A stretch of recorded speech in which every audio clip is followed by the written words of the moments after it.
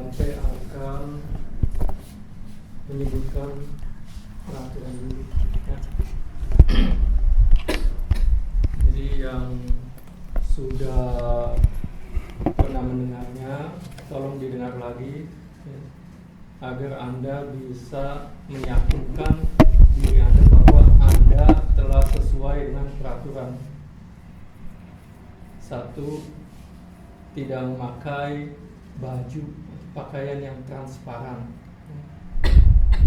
Kemudian lengan baju setidaknya 3/4 panjang lengan atas. Tolong diperhatikan kalau yang belum sesuai. Kalau sudah mendengar beberapa kali malu kalau nggak sesuai ya. Kemudian kalau wanita, kalau pakai rok itu harus dapat menutupi dengkul, lutut ya. Kalau Anda duduk, jadi bukan hanya berdiri. Kalau Anda ketemu bantenya berdiri, misalnya hanya memberikan dana makanan, tidak apa-apa. Tapi kalau Anda ingin juga berdiskusi, terus saya duduk, ya roknya harus menutupi lutut ya. Kecuali Anda ingin berdiri terus ya, nggak jadi masalah. Kalau pakai celana panjang, baik pria maupun wanita, harus sampai mata kaki. Bante tidak akan jelaskan alasannya karena Bante sudah menjelaskan, kalau nggak waktunya habis ya. Nanti tanya ke teman yang tahu. Tidak menggunakan alat komunikasi. Jadi yang belum mematikan alat komunikasinya tolong dimatikan ya. Terusnya tambahan, ke toilet harap buka alas kaki ya. Jadi Bante juga memakai toilet tersebut kalau lagi hujan dan Bante yang membersihkan itu ya. Sekarang Bante akan membawakan ceramah dengan tema saling menyemangati. Karena kita berlatih dhamma ya. Kita harus saling mendukung. Kalau kita tidak saling mendukung ya, kita akan kesulitan dalam berlatih ya. Nah, tapi sebelum itu Bante akan ulangi ceramah Bante yang di Padum mengenai merenungkan apa yang kita lakukan. Jadi banyak juga yang belum mendengar, jadi bisa mendengarnya kembali, tapi tidak detail, hanya poin-poinnya saja ya. Kemudian sebelum itu juga Bante akan berikan pengantar sebelum masuk ke ceramahnya, dan nanti ada pengumuman ya. Kalau yang sudah datang ke sini ya, dari pertama kali sampai hari ini, sampai saat ini, ingat tidak sudah berapa kali Bante memberikan ceramah di sini? Setelah Bante selesai wasa, sudah berapa kali Bante memberikan ceramah di sini? Termasuk yang hari ini berapa kali?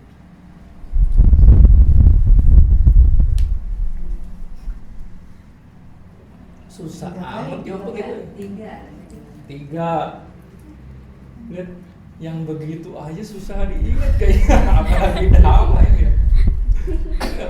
Yang seperti itu aja, kan baru juga 2 bulan, ya kan, sebulan sekali, ini bulan ketiga, ya kan,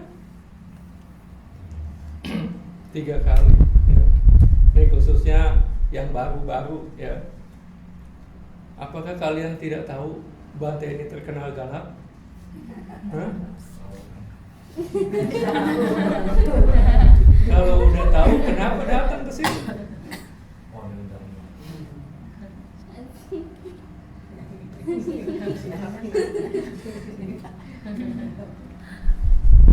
Tahu nggak? Kan katanya, ya, bukan katanya di Sutta juga kan Bante sudah ulang-ulang. Orang yang sifatnya sama dia akan berkumpul kan katanya, ya nggak? Kalau Bante memang galak, Anda pasti galak-galak semua. Iya nggak? Kalau di rumah galak Bante. Iya kan? Ngomelin anak, ngomelin anak. Itu dia, ya. Bukan galak, belum tentu galak, mungkin disiplin, ya kan? Anda nggak mau anak Anda jadi anak yang tidak baik kan? Dikasih tahu kadang-kadang, ya kan? Nggak boleh begini, nggak boleh begitu, ya kan? Bante juga karena Anda banyak nggak tahunya, Bante kasih tahu, jangan begini, jangan begitu. Tapi kalau orang malas, ya, Bantenya banyak peraturan, Bantenya galak, Bantenya ini, Bantenya itu, ya kan? Orang yang baru pacaran, pacarnya ngomong, ngasih tahu, sayang katanya, ya kan? Kalau udah jadi atau udah jadi suami istri, ngomong melulu, bawel katanya, ya kan? Kalau baru pacaran sayang katanya, ya kan? Perspektifnya lain kan? Yang sudah punya anak dikasih tahu, papa galak, mama galak, ya kan? Ya kan? Itu dia kan? Jadi Anda harus tahu disiplin dan galak, ya. Harus tahu beda. Nah, ya, Bante akan petikan, ya, penggalan ucapan seorang biku yang sangat terkenal di Myanmar. Namanya sama dengan guru atau Upajaya Bante, Janaka Biwamsa, tapi dia sudah lebih tua dan sudah almarhum, ya. Beliau ini guru Pariyati, guru Tipitaka, belajar Dhamma teori, ya. Terkenalnya dengan Mahagandayon Sayadaw, sangat terkenal sekali. Dan dia juga sangat strict, ketat dalam soal winaya, ya. Biku yang keluar siang-siang tanpa tujuan yang jelas, tanpa izin, dikeluarkan dari wiharanya. Jadi beliau ini mendidik ribuan biku di situ, ya. Kalau Anda tanya kenal nggak Mahagandayon Sayadaw, mungkin yang masih muda juga pada tahu semua rata-rata, ya. Jadi wihara itu dijadikan tempat belajar Tipitaka.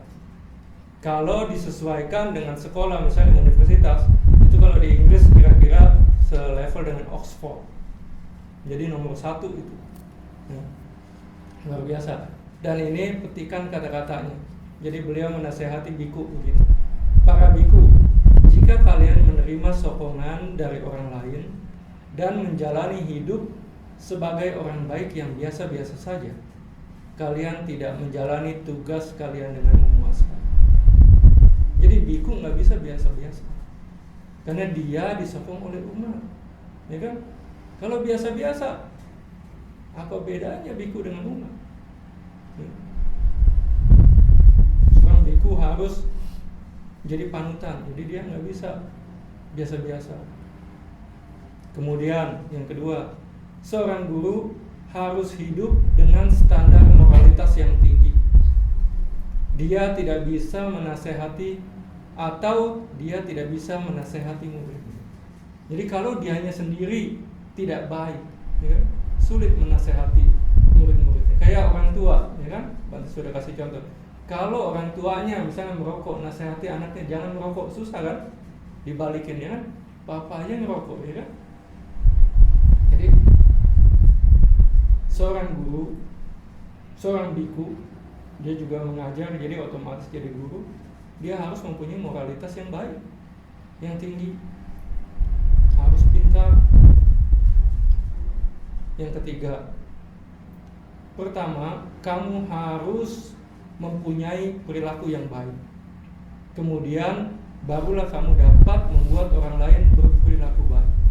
Jadi kalau kita sendiri perilakunya buruk, kita ngajak orang lain untuk berperilaku yang baik, sulit, ya kan? Kayak tadi, merokok, menasehati orang untuk tidak merokok, nggak bisa, ya.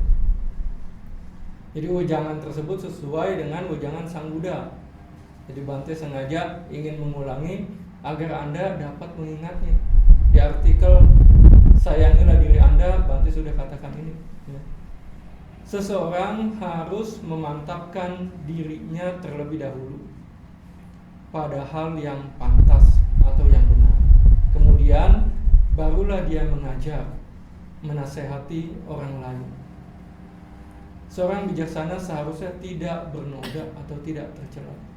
Ini adalah syair Dhammapada nomor 158. Jadi sekarang ya, banyak biku yang perilakunya seperti umat awam. Kalau bikunya seperti itu, umatnya akan seperti apa? Ingat nggak peribahasa? Guru kencing titik-titik, murid kencing titik-titik. Ingat kan? Tahu kan? Biku kan harusnya jadi panutan, ya kan? Dia yang mengajarkan dhamma. Kalau bikunya seperti umat, umatnya seperti apa? Kira-kira seperti apa, Adita? Yang lebih rendah dari manusia apa? Iya, gitu loh. Ya. Kalau seorang biku sudah tidak betul-betul menghormati ajaran, tidak menjaga silanya, tidak belajar dengan baik, hanya berperilaku seperti umat awam, berarti biku itu tidak menghormati dhamma dan vinaya. Kalau bikunya tidak menghormati dhamma dan vinaya, bagaimana umatnya mau menghormati, ya kan? Diajarkan yang salah, jadi dia tidak akan bisa melakukan penghormatan dengan baik terhadap ajaran. Kalau bikunya demikian, umatnya demikian, bagaimana kita berharap orang lain untuk menghormati ajaran ini? Ya enggak? Jadi kita ya harus berjuang. Kalau Anda ingin dihormati, dhamma ini ingin dihormati, ingin berkembang, berjuanglah sungguh-sungguh. Ya. Jangan cuma jadi Buddhis biasa-biasa, jangan cuma jadi Buddhis KTP, malu. Makanya ya, Sang Buddha mengatakan banyak orang buta di dunia ini. Buta itu maksudnya apa? Tidak bisa melihat dhamma, atau artinya apa? Bodoh. Makanya dikatakan buta para penghuni dunia ini. Hanya sedikit yang dapat melihat dengan jelas, maksudnya dengan kebijaksanaan. Bagaikan hanya sedikit burung yang dapat lolos dari jaring. Begitu juga hanya sedikit makhluk yang dapat mencapai alam bahagia. Kalau Anda belajar Abhidhamma akan tahu lebih detail. Karena apa? Setiap saat kita selalu bersekutu dengan kebanyakan loba dan dosa, ya kan? Ingin ini, ingin itu, ya kan? Nggak dapat, kesel, ya kan? Baru bangun tidur aja udah makan apa ya? Ya nggak? Itu kan loba kan? Itu karma baik, karma buruk? Buruk kan? Itu dia. Makanya sedikit sekali yang dapat menuju alam bahagia.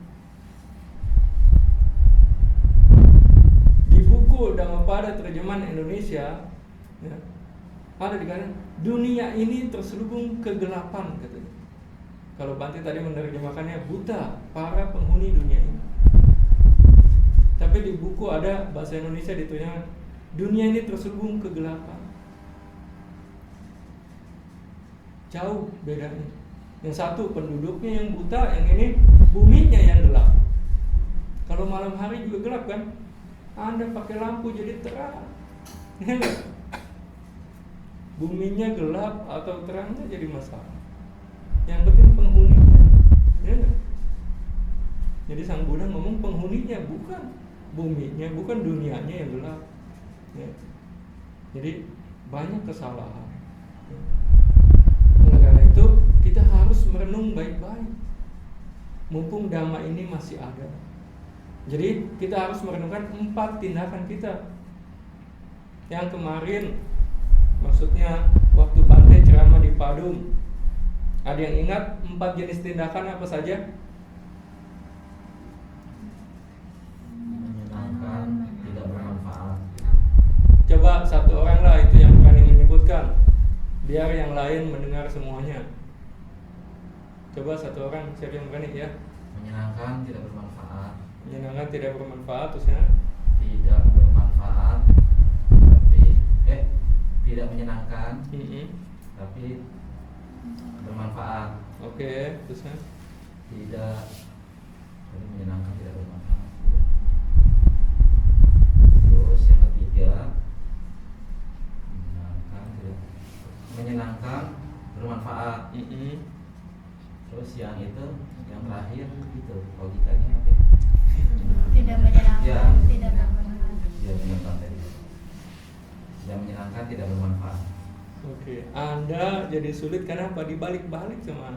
Iya. Harusnya apa? Tidak menyenangkan aja dulu. Iya. Ya kan? Tidak menyenangkan pasti ada yang bermanfaat, ada yang tidak bermanfaat. Kan udah dua ya kan? Yang menyenangkan. Kalau Anda tidak menyenangkan, sini menyenangkan, sini dibalik-balik. Jadi semakin susah kan? Ya kan? Terus bersilang-silang. Jadi tidak menyenangkan, tidak bermanfaat. Tidak menyenangkan ketika dilakukan tapi bermanfaat, ya. Menyenangkan ketika dilakukan tapi tidak bermanfaat atau merugikan. Menyenangkan dan mendatangkan manfaat, keuntungan, ya. Yang pertama pasti nggak ada yang mau kan? Tidak menyenangkan, ya kan? Dan dapatnya karma buruk, kerugian, nggak ada yang mau pasti. Kan? Yang kedua banyak, walaupun ya hal itu tidak menyenangkan, tapi apa? Bermanfaat, ya kan? Mendengarkan ceramah dhamma menyenangkan tidak? Ya, langsung jawaban. Kalau betul-betul menyenangkan, kenapa Anda malas belajar dhamma? Ayo, ya kan? Tidak direnungkan baik-baik, ya kan? Jawabannya sih betul, ya kan? Jawabannya betul, ya kan? Meditasi, ya kan? Tidak menyenangkan bagi kebanyakan orang, tapi sangat bermanfaat, ya kan? Makanya jarang yang melakukannya. Tapi hal itu, ya, kita harus renungkan dengan baik. Jadi Sang Buddha mengatakan seperti ini: seorang yang bodoh, ya, dia tidak merenungkan. Walaupun hal ini tidak menyenangkan, tapi bila dilakukan akan mendatangkan manfaat. Karena dia tidak merenungkan hal itu, dia tidak melakukannya. Makanya apa? Dia tidak mendapatkan manfaatnya. Kalau tidak mendapatkan manfaat, kebanyakan apa? Pasti dapatnya kerugian, ya. Karena dia tidak melakukan yang baik. Kan Bante kasih contoh, ya kan? Ada obat yang pahit tapi sangat mujarab. Pahit, nggak mau, ya kan? Tidak diminumnya, akhirnya sakitnya tidak sembuh, ya kan? Rugi kan? Oleh karena itu dikatakan orang yang bodoh dia tidak merenungkan, walaupun hal ini tidak menyenangkan, tapi mendatangkan keuntungan. Jadi harus dilakukan. Kalau orang yang pandai, walaupun hal ini tidak menyenangkan, tapi akan mendatangkan keuntungan, makanya dia lakukan. Ya. Meditasi sakit banyak, ya kan? Pegel, nggak enak lah. Tapi banyak manfaatnya. Jadi kalau Anda pintar, Anda akan berusaha melakukannya. Lama-lama hal itu akan menjadi hal yang menyenangkan dan mendatangkan manfaat.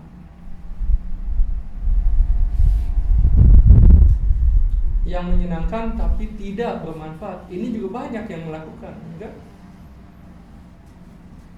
Minum-minum, enak katanya, ya kan?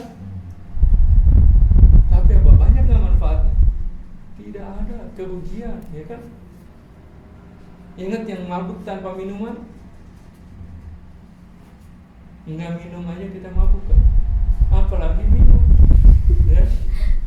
Nggak minum aja setiap hari tersangka loba dosa moha, ya kan? Apalagi ditambah mabuk karena minuman atau obat, ya? Semakin kacau pikiran ini, ya? Jadi kita harus renungkan baik-baik. Yang menyenangkan dan bermanfaat semua orang juga mau, ya. Jadi bedanya tuh orang malas dan orang bodoh dan orang bijaksana, ya. Kalau yang tidak menyenangkan tapi bermanfaat, orang pintar melakukannya. orang yang bodoh tidak akan melakukan. Udah takut duluan, nggak enak itu, pahit obatnya, ya kan? Biasanya obat yang manjur itu rasanya pahit kan, ya. Begitu juga meditasi, manjur bisa membawa Anda ke nibbana, tapi apa? Susah. Kalau enggak mah banyak orang pada pandai meditasi kan? Jangankan meditasi, dhamma aja susah diingat, ya kan? Jadi kita harus rajin belajar, ya. Jadi tolong diingat baik-baik. Apakah Anda ini orang yang masuk dalam kategori, ya, bodoh atau bijaksana? Bisa gantian itu tiap hari, ya. Jadi enggak harus bodoh terus atau bijaksana, tapi Anda renungkan banyakan mana frekuensinya, ya. Lebih sering melakukan hal-hal yang membuat Anda dicap sebagai orang bodoh atau orang bijaksana. Kalau Anda merenungkan itu, Anda jadi apa? Dapat lebih menghindari hal-hal yang tidak baik, ya. Itu ceramah singkat yang Bante bawakan di Padung, ya. Jadi kalau kita melakukan sesuatu, renungkan baik-baik, ya. Nah sekarang Bante akan memasuki tema hari ini, yaitu saling menyemangati, ya. Jadi kalau Anda ingin berkembang, ya, dengan cepat, Anda harus saling dukung-mendukung, ya. Kadang-kadang kita butuh teman untuk mendukung kita agar lebih semangat. Nah, sutta ini diambil dari kelompok Anggutara Nikaya, kelompoknya kelompok 5, nomor 180. Judulnya Gawesi Sutta. Anda bisa lihat di internet, ya. Terjemahan bahasa Indonesianya sudah ada di Dhammacita, Anda bisa cari-cari. Bante nggak tahu terjemahannya bagus atau tidak, ya. Bante akan ringkaskan, ya, jadi tidak dibacakan panjang lebar karena diulang-ulang ceritanya, ya. Jadi pada zaman Buddha Kasapa, ya, itu ada seorang upasaka, ya. Nah, dia ini mungkin pandai bicara, ya kan, mungkin juga kaya, ya kan? Jadi dia mempunyai 500 pengikut.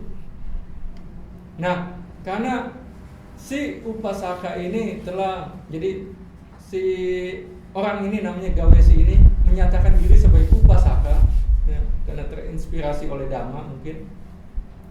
Dia juga menginspirasi teman-temannya, 500 temannya ini, ya, pengikutnya. Maka 500 pengikutnya ini pun terinspirasi, menyatakan tekad, saya juga mulai hari ini, atau kami juga mulai hari ini menjadi upasaka. Tapi apa? Gawesi ini tidak melaksanakan moralitas dengan baik, dengan penuh. Menurut kita komentar 5 sila, ya. Jadi silanya masih bolong-bolong. Yang 500 temannya juga ya bolong-bolong silanya, sesuai dengan si Gawesi.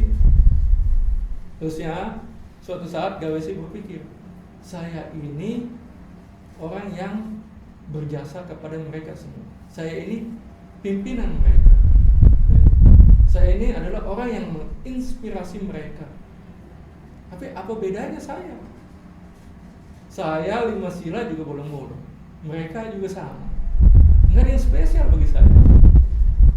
Bagaimana saya membuat diri saya spesial? Jadi apa? Dia datang ke 500 temannya itu, ya. Tolong ketahui, mulai hari ini saya akan melaksanakan 5 sila dengan penuh, dengan sempurna, ya kan? Nah, udah mungkin pulang lah. Terusnya teman-temannya mikir, pimpinan kita melaksanakan 5 sila dengan penuh sekarang, dengan sempurna. Masa kita enggak? Ya kan? Nah, yang 500 ini kemudian suatu saat datang lagi ke Gawesi. Tuan Gawesi, kata dia, ya, tolong ketahui, mulai saat ini kami juga akan melaksanakan 5 sila dengan penuh, dengan sempurna. Sekarang jadi sama kan? Seimbang kan? Gawesi berpikir lagi, sekarang saya sama lagi, apa spesialnya, kata dia. ya kan? Dia pikir lagi, akhirnya apa? Dia putuskan, oh, saya akan melaksanakan sila ketiga bukan untuk apa? Tidak melakukan perbuatan asusila, tapi apa? Tidak melakukan hubungan badan. Karena itu adalah tindakan orang kampung, orang kebanyakan, kata Gawesi. Ya. Nah, dia datang ke teman-temannya, dia menyatakan itu, teman-teman, mulai hari ini, kata dia, kan, ketahui saya sebagai orang yang melaksanakan kehidupan suci, saya tidak akan lagi melakukan hubungan badan. Itu perbuatan orang-orang kebanyakan, orang-orang kampung, orang-orang dusun. Nah, teman-temannya pas begitu dikasih tahu itu berpikir suatu saat datang lagi ke Gawesi, sama, Tuan Gawesi, kami juga menyatakan diri akan melakukan hal yang sama, ya kan? Kembali seimbang, ya kan? Dia mikir lagi, ya kan? Apa berikutnya? Kira-kira apa berikutnya? Hah? Apa? Apa itu? Iya, jadi dia menyatakan dirinya bahwa saya tidak akan makan malam dan di waktu yang salah, ya, hanya akan makan 1 kali sehari. Ya. Jadi singkat cerita dia katakan begitu. Kemudian setelah mendengar teman-teman 500-nya juga ngikutin cara yang sama, ya kan? Kemudian sama lagi, ya kan? Seimbang lagi. Dia mikir lagi, kira-kira sekarang apa? Ada yang tahu? Hah? Apa? Nah, ini pasti udah baca sutanya. Ya. Jadi biku, betul. Dia datang ke Buddha Kasapa, Bante, saya minta ditabiskan jadi biku. Tadi kan cuma jadi upasaka kan? Upasaka 5 sila bolong-bolong, ya kan? Terusnya silanya penuh, tidak melakukan hubungan badan, kemudian tidak makan pada waktu yang tidak tepat atau malam hari, hanya makan 1 kali. Sekarang dia naik jadi apa? Jadi biku, minta ditabiskan. Setelah ditabiskan dengan usaha yang gigih, berjuang sungguh-sungguh, meditasi, jadi arahat. Ya. Teman-teman yang mikir, Tuan kita jadi biku. Mereka 500 jadi biku juga. Gawesi merenung, saya sekarang jadi arahat, saya bisa mendapatkan 4 jana sekehendak saya. Saya bisa mencapai buah dari kesucian arahat sekehendak saya. Bagaimana dengan 500 teman-teman? Oh, mereka juga akan mencapai. Jadi 500 temannya ini juga apa? Jadi biku, kemudian berlatih meditasi, berjuang sungguh-sungguh, jadi arahat semua. Saling dukung-mendukung, ya kan? Senang nggak kalau bisa seperti itu? Enak kan punya teman yang saling menyemangati kan? Apa respon Anda terhadap sutta ini? Luar biasa atau biasa-biasa saja atau menginspirasi semangat untuk berlatih dhamma?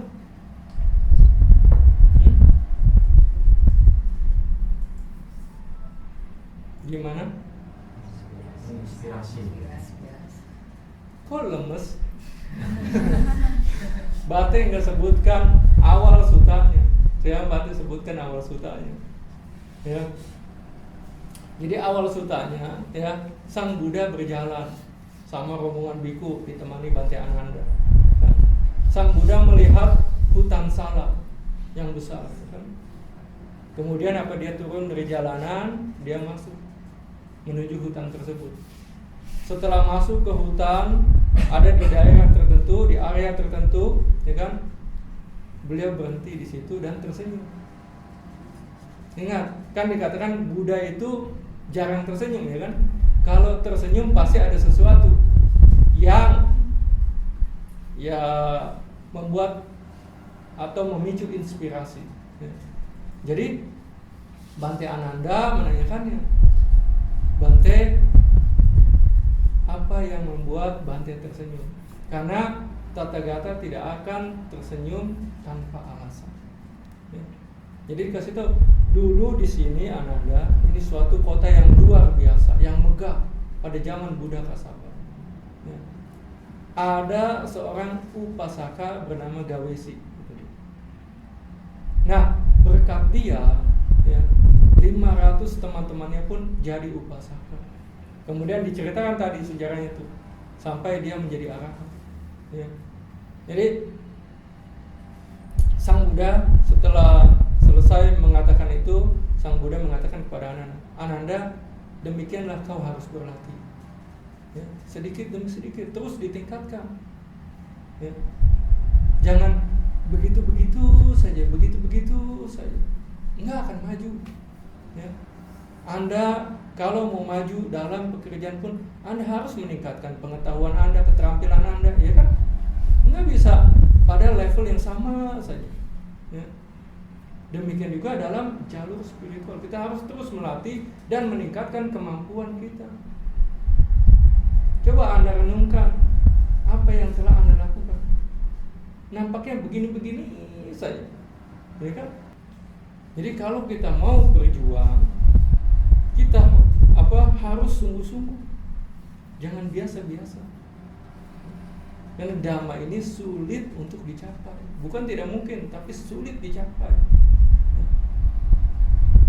Dan dikatakan hanya dapat dimengerti melalui pengalaman masing-masing. Dan ingat,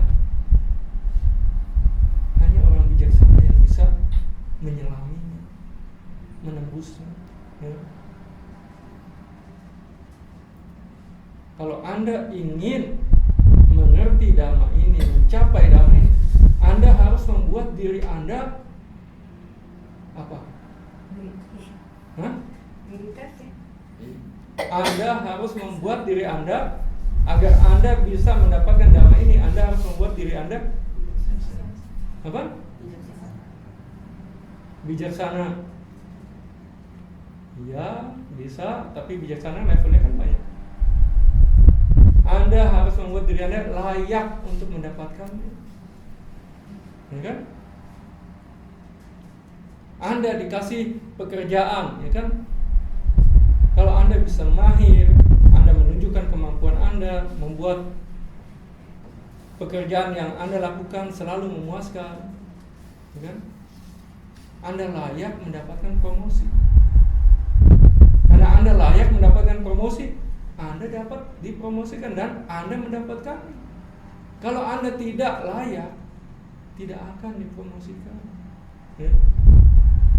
Kalau Anda tidak layak mendapatkan dhamma ini, dhamma tidak akan datang kepada Anda. Kalau Anda tidak layak mendapatkan sertifikat, Anda lulus misalnya dapat gelar sarjana S1, ini sertifikatnya nggak bakal nyampe kepada Anda, ya kan? Karena Anda layak, Anda telah menjalani sekolah dan lulus semua persyaratannya, Anda baru akan mendapatkannya. Kalau Anda ingin mencapai dhamma ini, ya tingkatkan kualitas Anda. Jadi bergaulah dengan teman yang baik. Ini kan teman yang baik kan, Gawesi teman yang baik dan 500 temannya juga adalah teman yang baik. Jadi saling mendukung dia. Jadi cepat jalannya. Kalau yang satu, ya kan, ayo kita berlatih. Yang satu lagi, kita main-main aja dulu, masih muda, ya kan. Saling bertolak belakang kan.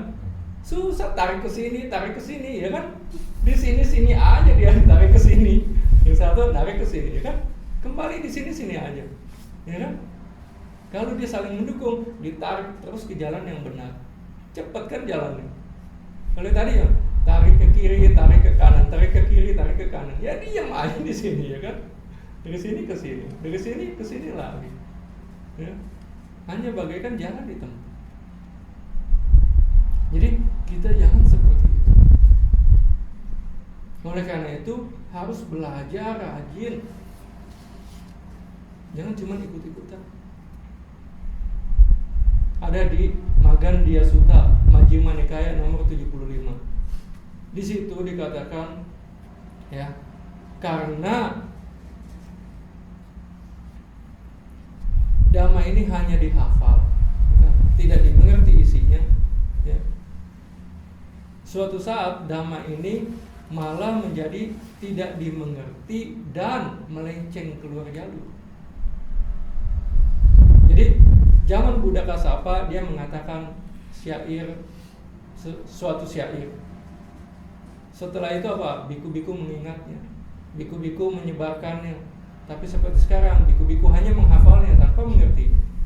Akhirnya ajaran lenyap, biku pun habis. Para brahmana mewarisinya, juga cuman menghafalnya. Akhirnya apa? Artinya salah. Nah si brahmana ini ya turun, udah generasinya tidak terhingga kali ketemu Buddha Gotama. Ngomong-ngomong, bersama saya juga punya konsep nibbana, Anda juga punya konsep nibbana ya. Beda sekali, ya kan? Jadi karena apa? Hanya dihafal, akhirnya artinya bukan hanya hilang, tapi jadi salah. Kayak sekarang suta-suta dipenggal-penggal jadiin mantra. Parita itu suta itu sebetulnya. Dipenggal ininya buat rumah supaya jadi berkah, ya kan? Buat toko supaya laris. Sang Buddha mengajarkan itu. Nanti kita bahas lah mengapa Bante tidak membacakan parita, ya, tidak menerima undangan baca parita. Nah kalau kita tahu, kasihan sekali orang-orang yang cuma baca-baca. Bante kasih satu lah, ya. Contohnya mungkin Anda pernah mendengar Kanda Sutta, supaya tidak digigit binatang buas atau dilindungi lah, ya kan? Dibacaan, tahu nggak itu sejarahnya ada biku digigit ular.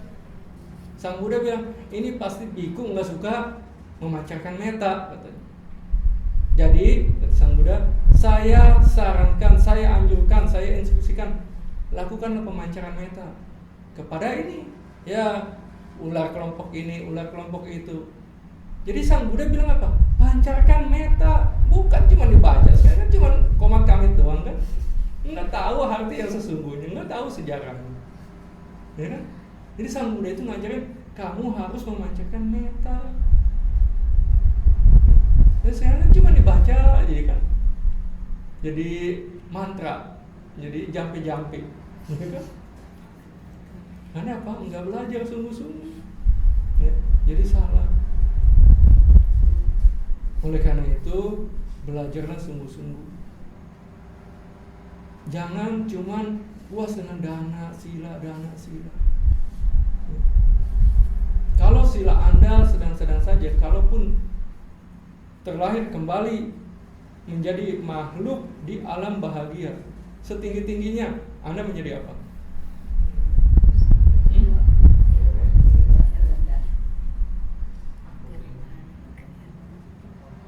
Silanya biasa-biasa saja. Manusia. Tapi Anda sering berdana, kemungkinan Anda juga bisa jadi kaya kan? Sekarang mau tanya, banyakan mana orang kaya di Indonesia ini? Yang Buddhis atau yang bukan Buddhis? Bukan Buddhis. Hah? Bukan Buddhis. Yakin? Kalau Anda harus terlahir jadi manusia, kan yang Buddhisnya sedikit nih. Iya. Mau nggak mau jadi lahir di bukan Buddhis kan? Dari kecil, karena sila aja sekarang sedang-sedang aja ya kan? Pengetahuan damanya rendah ya kan? Lahir di keluarga yang bukan Buddhis ya kan? Dari kecil dicekokin lagi pandangan salah, ya kan? Ya nggak? Abis itu kemana? Bangsawan. Nah itu dia. Hati-hati, ya. Jangan senang-senang, ya. Ini karena kita nggak belajar, tidak merenungkan ini, nggak takut. Maksudnya bukan takut karena dosa, tapi kan takut karena pengetahuan, samvega. Ya. Jadi kita harus mengerti. Jangan cuman biasa-biasa aja. Hidup ini sungguh berharga, ya. Hidup ini singkat, jadi gunakan waktu sungguh-sungguh. Jangan dibuang-buang, ya. Apalagi yang suka tidur, ya. Ingat itu. pada saat Anda tidur, Anda tidak melakukan karma buruk, betul. Ya. Pada saat Anda tidur, kesadarannya pakai kesadaran apa? Anda tahu? Bawangga, penerus atau penyambung kehidupan. Itu citanya cita apa? Kesadarannya kesadaran apa sebetulnya? Hah? Hasil, ya kan? Wipaka. Jadi Anda tidak melakukan apa-apa kan? Cuma ngabisin tabungan kan? Itu dia. Anda cuma ngabisin tabungan. Dapatnya susah itu. Ya kan? Dapat mahavipaka susah kan? Tapi cuma dipakai tidur, cuma dihabis-habisin begitu doang. Ya enggak? Nih kalau kita mengerti Dhamma, kita akan merasa, aduh, hidup ini sudah banyak terbuang sia-sia. Tapi kalau nggak ngerti Dhamma, biasa-biasa saja. Ya? Oleh karena apa? Oleh karena itu kita harus belajar Dhamma dengan baik. Gunakan sebaik-baiknya kesempatan jadi manusia ketemu Dhamma. Ya. Kalau Anda cuma dana sila, bahkan meditasi samatha nggak cukup. Ya. Meditasi samatha hanya sampai alam Brahma. Sang Buddha mengatakan alam Brahma pun alam yang rendah, yang masih hina, kalau dia tidak mencapai kesucian.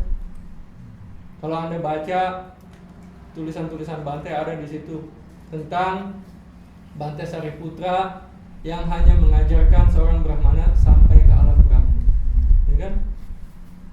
Ditegur oleh Sang Buddha, kenapa nggak ajarkan Vipassana biar dia jadi suci? Untungnya apa? Bante Sariputra bisa nyusul ke alam Brahma, ya nggak? Sekarang siapa yang menyusul Anda ke sana? Kalau ada pun, ya, kalau Anda bisa pun sampai ke alam Brahma, kayaknya tidak ada guru yang bisa nyusul ke sana. Ya, jadi hati-hati. Begitu Dhamma ini lenyap, Anda jatuh lagi ke bawah. Dari alam manusia, sebab dari alam Brahma pasti serendah-rendahnya alam manusia. Ya. Nah ini harus dipelajari dengan baik. Karena ada di sutta Sang Buddha mengatakan dari alam Brahma jatuh langsung ke alam bawah. Ya. Jadi Sang Buddha mengatakan ada sutta yang bisa diterima bulat-bulat, ada juga yang harus diolah dulu. Hati-hati. Ya. Makanya Bante pernah kasih contoh. Sang Buddha guru para dewa dan manusia dikatakan, ya kan? Buddha Nusati, ya kan? Di situ tidak disebutkan Sang Buddha adalah guru Brahma juga. Ya enggak? Apa berarti Sang Buddha tidak ngajarin Brahma? Apa Sang Buddha kalah tinggi oleh Brahma? Enggak kan? Oleh karena itu kita harus belajar baik-baik. Jangan terima bulat-bulat. Banyak yang menerima sutta bulat-bulat, ya. Hati-hati. Jadi kita belajar harus komplit kalau bisa. Tipitaka, jangan cuma satu pitaka saja. Ya. Jadi kalau mau Anda belajar semuanya sutta, abhidhamma dan winaya. Kalau Anda mengetahui winaya, Anda akan mengetahui biku yang baik dan yang tidak baik. Jadi Anda tidak menyokong yang salah dan Anda bisa bergaul dengan yang benar. Karena kalau bikunya tidak baik, dia pasti ngajarin juga yang salah. Ya. Makanya Bante tuliskan itu. Renungan jadilah seperti kain sutra. Ya kan? Di artikel sayangilah diri Anda bisa ajarin orang untuk menjadi baik. Makanya Bante nggak keliaran. Bante masih banyak yang harus dipelajari. Ya. Kalau kita ngajarin yang salah, ngajarin orang berpandangan salah, luar biasa sekali karma buruk. Ya. Jadi hati-hati yang suka ceramah Dhamma juga. Ya.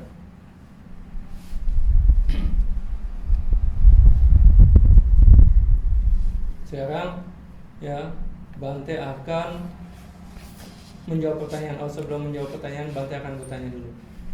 Nih, kalau ada ya yang bertanya, mana yang lebih baik? Jadi dokter atau jadi biku?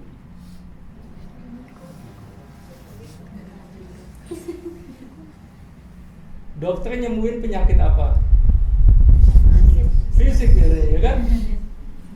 Biku nyembuhin penyakit pikiran. Ya terutama untuk dirinya lah. Mana yang lebih baik, nyembuhin penyakit pikiran atau penyakit jasmani?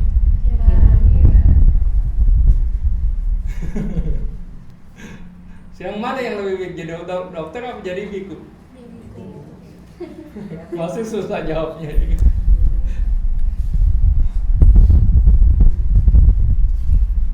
Karena Pak Toha dulu nemani, Gustian juga ada kalau nggak salah, tentang cerita Sang Buddha yang mengunjungi Alawi, di mana ingin membabarkan dhamma kepada seorang gadis penenun.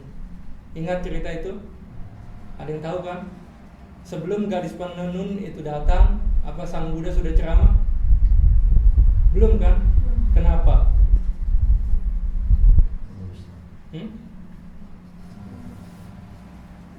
Nggak ada yang ngerti. Jadi buang-buang waktu, buang-buang tenaga. Ya. Mereka cuma pada ingin berdana, ya kan? Nyambut Buddha, ya kan? Dana makan. Makanya Sang Buddha kan nunggu orang yang mengerti. Ya. Ada yang ingat 3 dari manifestasi keyakinan sadar bulan lalu ini, ya kan? Kira-kira sebulan yang lalu. Manifestasi dari keyakinan apa saja? Yang datang, ayo, suka mendengarkan dhamma. Apalagi?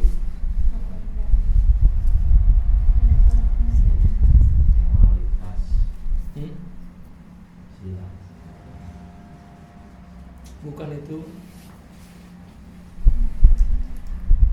Itu mah yang kelas tinggi, yang kelas rendahnya, yang 3, hanya 3. Suka berdana, tidak pelit. Yang pertama belum disebut.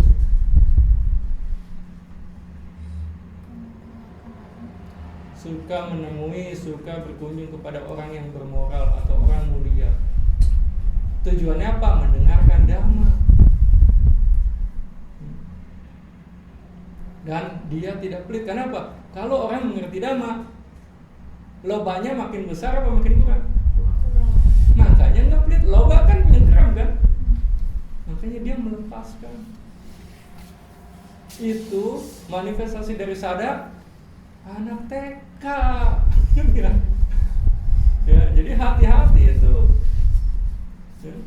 Kalau Anda tidak suka ketemu orang yang bermoral, orang mulia, tidak suka mendengarkan dhamma, masih pelit, ya sulit ngaku-ngaku Buddhis. Itu bahkan sadar keyakinan dari anak TK. Ya. Jadi nggak gampang jadi Buddhis sebetulnya. Di Padung banyak yang nggak suka dengerin dhamma, walaupun duduk pikirannya kemana-mana, ya kan? Mainin handphone, udah dilarang pun masih mainin handphone, kacau, ya kan? Ada lagi, ingat nggak? 5 keuntungan, 5 manfaat bagi orang yang mempunyai sadar. Ada yang ingat itu? Bila ada orang mulia muncul di dunia, ya kan? Dia akan memberikan ceramah dhamma, mengajarkan dhamma kepada siapa duluan? Kepada orang yang mempunyai sadar duluan, ya kan? Itu dia. Jadi, ya, itu akan otomatis. Ya. Jadi kalau dia atau mereka tidak memiliki sadar, kayak tadi Sang Buddha pun, ya diam aja dulu. Jadi Anda harus sungguh-sungguh, karena dhamma ini harus dihormati. Ya. Ini pertanyaan yang gampang, ya. Khususnya para promo kalau nggak salah sering mengatakan, ya. 4 hal yang membuat seseorang kalau ingin bertemu kembali dengan pasangannya, dia harus mempunyai 4 hal ini. Apa itu? Sama sadar, sama sila, Tuh, sama jaga pengopannya. ya. Dengar, kan? Tidak harus di kehidupan yang akan datang. Kalau ininya beda, ya, keyakinannya beda, dan 3 lainnya juga beda, di kehidupan ini aja sulit ketemu lagi. Ketemu pun berantem melulu, ya nggak?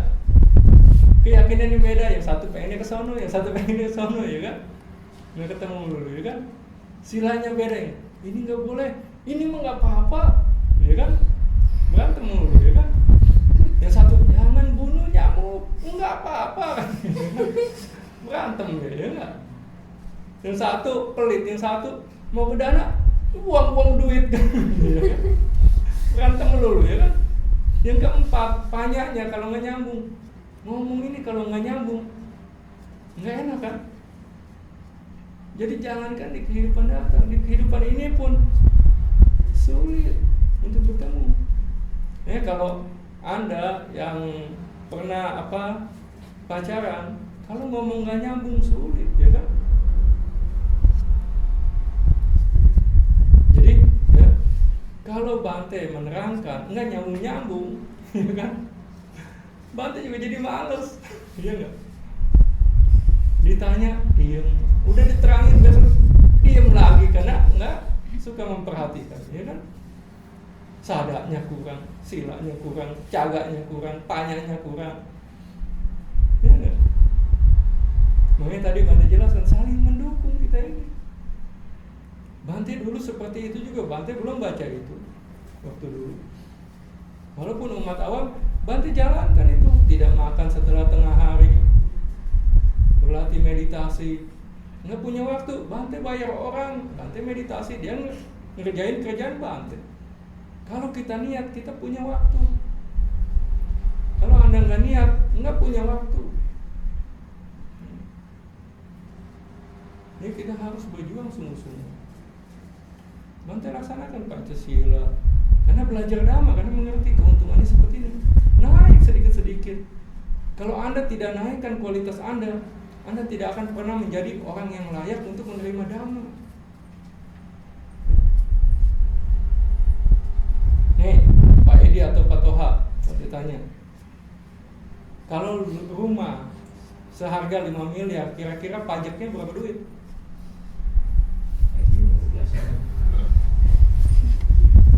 Sebetulnya itu kan harga jual kan sudah termasuk pajak kan biasanya kan? Iya. Pajaknya kira-kira berapa duit, Pak Edi?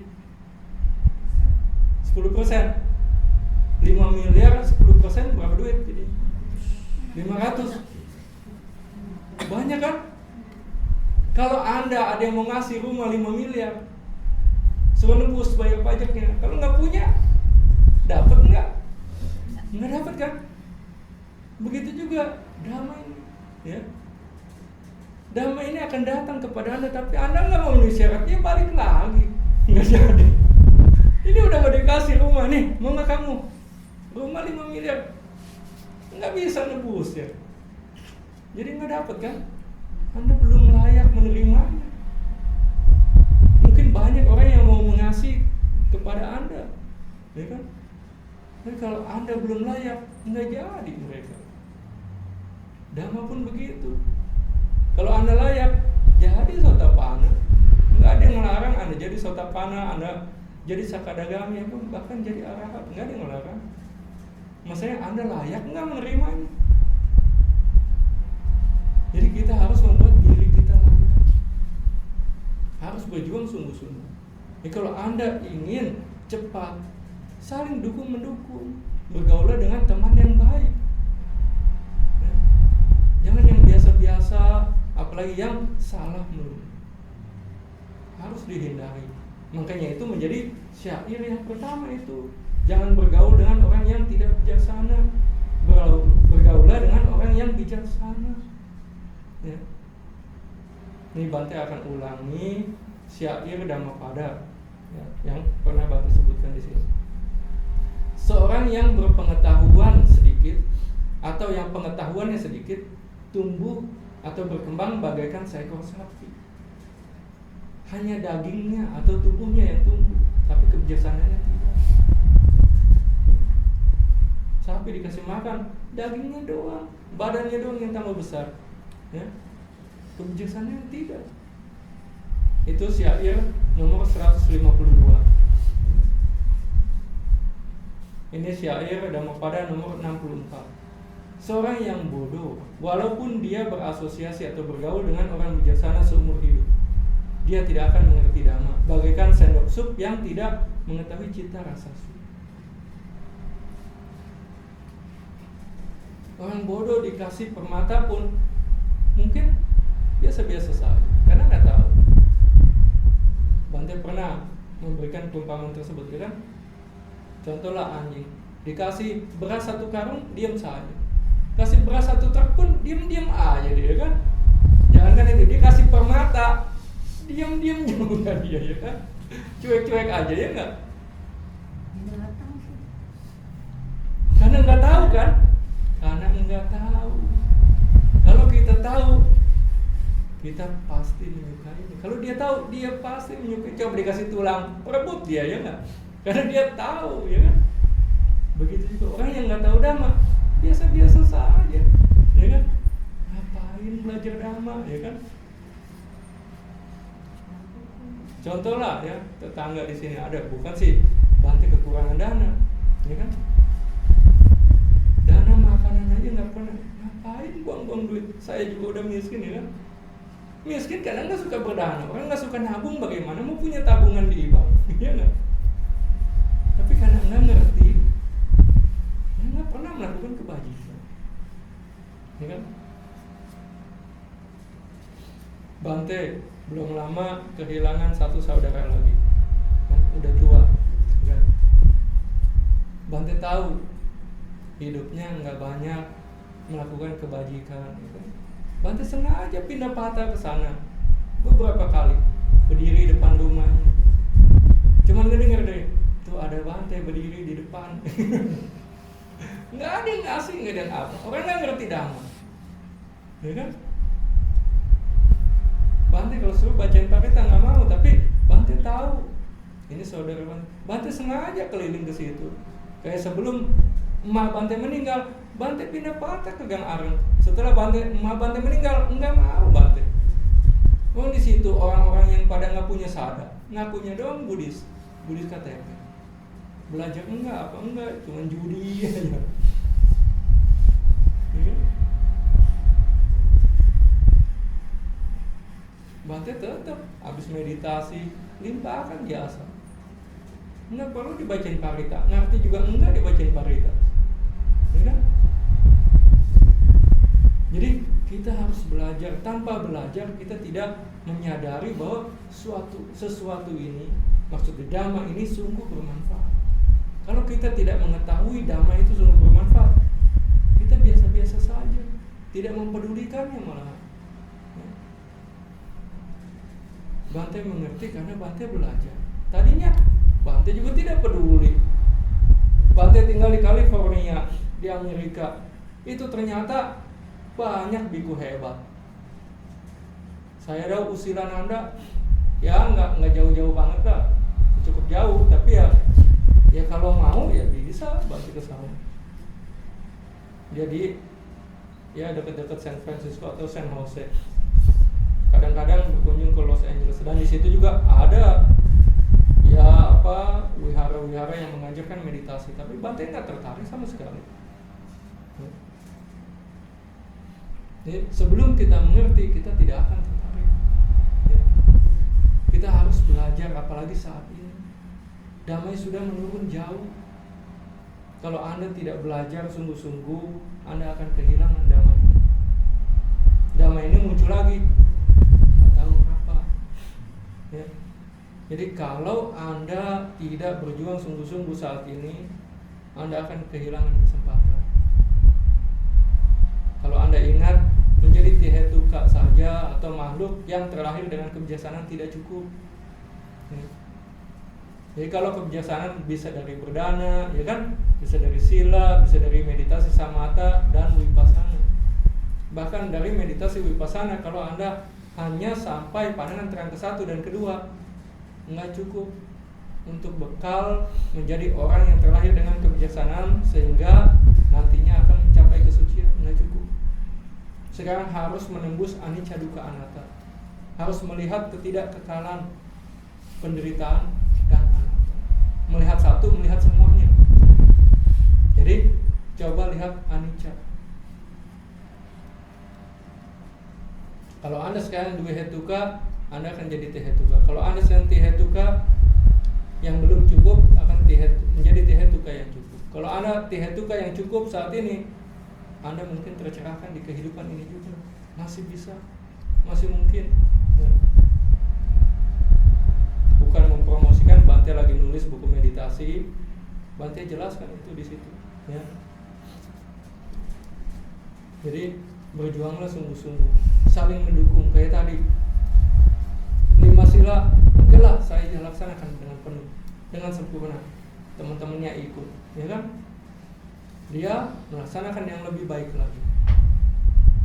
Jadi Anda harus demikian, ya. Bergaul dengan teman-teman yang penuh semangat, jangan yang biasa-biasa saja. Bergaulah dengan orang yang bijaksana. Nih, Bante kasih penggalan. Di sini kemungkinan besar semuanya tahu Rahula, ya kan? Siapa itu Rahula? Anaknya Pangeran Siddhartha, ya kan? Nah, Rahula ini menjadi biku terunggul dalam bidang apa? Ada yang tahu?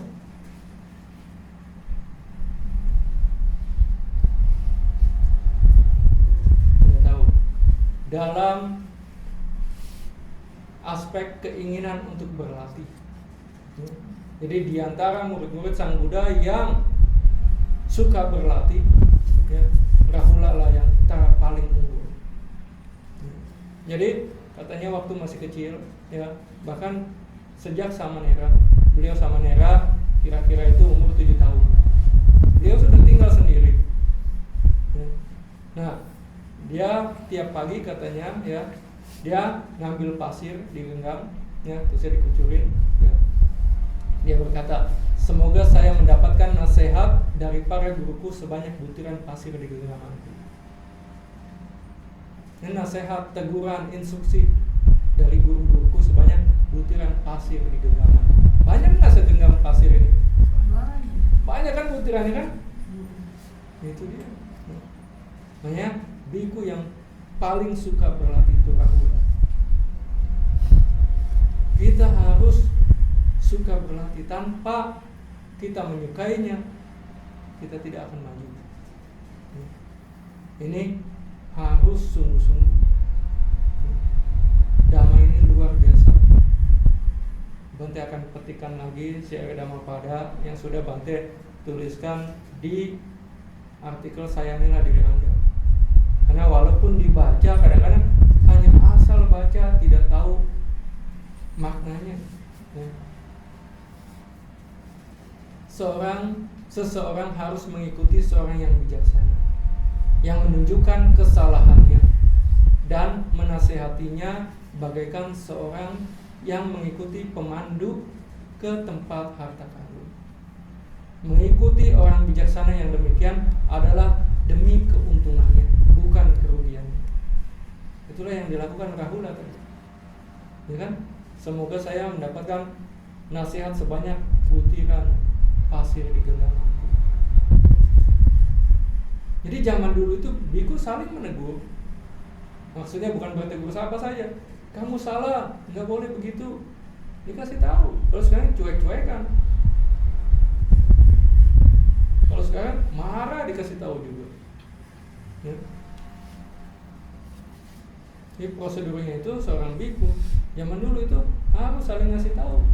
Keras kepala dibawa ke Sang Buddha biasanya. Bante, ini dia nggak mau begini, nggak mau begitu, dia ngaku-ngaku ini, ngaku-ngaku itu. Nah, itu syair nomor 76 yang berikutnya 77.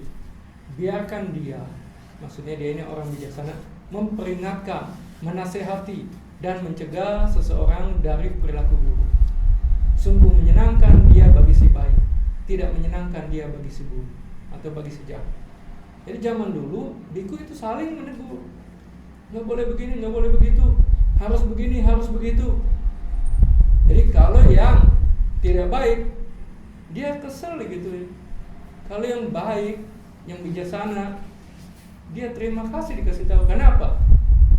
Dikasih tahu berarti dia salah. Kalau nggak dikasih tahu, dia salah, dia terus melakukan kesalahan kan? Jadi begitu dikasih tahu, dia bersyukur. Kalau nggak dikasih tahu, dia akan terus melakukan hal yang tidak baik. Makanya itu sungguh menyenangkan dia bagi si baik, tidak menyenangkan dia bagi si buruk, bagi si jahat. Kalau Anda punya teman yang bijaksana, mintalah nasihat, ikuti. Bagaikan Anda mengikuti guide ke tambang permata. Jangan jadi manusia malam, ya. Renungkan baik-baik itu. Bante sudah tuliskan. Anda kontemplasikan, Anda renungkan, apakah saya masih berstatus sebagai manusia malam atau bukan? Apakah saya masih berstatus lebih sering menjadi orang yang bodoh atau orang bijaksana? Dengan merenungkan ini, Anda menyadari dan Anda bisa memperbaiki. Kalau Anda tidak menyadarinya, Anda tidak akan memperbaiki. Pada saat Anda tidak menyadari, Anda pada saat itu sebetulnya menyadari bahwa saya sudah baik. Makanya kalau Anda suka mendengar, ya, ada narapidana setelah keluar dia jadi kiai, gitu, ya kan? Kenapa bisa begitu? Karena dia menyadari sudah banyak sekali keburukan. Bante ketemu waktu Bante berdiam di Bali, ketemu bekas preman. Dia mau belajar dhamma, datang ke Bante. Yang lain enggak. Padahal dia bukan Buddha. Dia tanya, Bante, kenapa ya? Saya aja yang begini mau belajar sama Bante, kata dia. Nanya-nanya dia, nanya dhamma tentang ini, tentang itu. Kenapa begini, kenapa begitu? Ya kan? Ada yang miskin, ada yang kaya. Yang itu kenapa pada nggak mau, kata dia. Karena mereka tidak kayak Anda. Anda kan preman, bekas preman setidaknya, ya kan? Anda tahu kan, sudah banyak sekali keburukan yang Anda. Iya, Bante. Makanya saya Anda mau nebus, ya kan? Yang lain nggak tahu, pokoknya saya udah baik. Dia nggak menyadari. Dia pikir saya udah baik, udah banyak kebaikan saya, sudah berdana terus. Ya kan? Dia nggak tahu sering terserang keserakahan, kebencian, kebodohan. Ya kan? Jadi kalau yang biasa-biasa saja sulit menyadari. Nah, Sang Buddha, bahkan Sang Buddha, bukan Sang Buddha lah, Pangeran Siddhartha menyadarinya ketika dia melihat orang mati, ya kan? Orang tua, orang sakit, orang mati dan betapa, ya kan? Sebelum melihat itu nggak sadar dia, ya kan? Kalau Anda udah sering belum melihat orang sakit? Sering.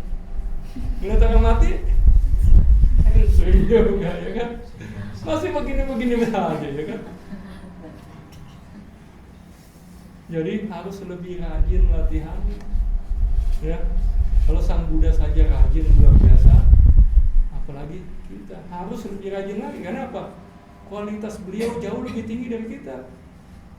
Kalau kita kualitas yang jauh lebih rendah, tapi usahanya lebih lemah, kapan kita mau menerima dhamma ini? Kapan kita mau mencapai dhamma ini? Ya, harus berjuang sungguh-sungguh. Nih, sebagai penutup, ya, waktunya sudah selesai, ceramahnya juga sudah selesai. Sebagai penutup, Bante ingin bertanya tentang Abhidhamma, tapi yang ringan. Ya. Tolong dengarkan baik-baik pertanyaannya. Ya. Dikatakan, ya, pada saat seseorang terserang keserakahan, ya, di sana, di belakangnya, di balik itu ada kebodohan, betul tidak? Betul. Pada saat seseorang terserang kebencian, kemarahan, di balik itu apakah ada kebodohan atau tidak? Ada kan? Nah, sekarang kesadaran yang tidak baik itu ada berapa? 12, ya. Keserakahan, kebencian, dan kebodohan, ya kan? Keserakahan ada berapa? Ada 8. Kebencian 2. Kebodohan 2. Jadi semuanya 12. 8, 2, 2, ya. Ini belum pertanyaannya, pemanasan, ya. Memandu Anda ini, ya. Belum pertanyaannya ini, ya. Jadi tadi kan dikatakan setiap ada keserakahan atau kebencian pasti di belakangnya ada kebodohan, ya kan? Jadi selalu didampingi dari belakang, ya kan? Dilatar belakangi oleh kebodohan, ya kan? Makanya kalau Anda sudah belajar Paticca Samuppada, nomor satunya itu kan awija, ya kan? Kebodohan, ya kan? Nah sekarang pertanyaannya, ya. Mudah-mudahan bisa menjawabnya. Aku salah cita atau kesalahan yang tidak baik ada 12, ya kan? Berapa kesadaran yang tidak baik, berapa aku salah cita yang dapat bersekutu dengan kesadaran kebodohan atau dengan moha cita? Berapa kesadaran yang tidak baik yang dapat bersekutu dengan moha cita, dengan kesadaran yang berakar pada kebodohan?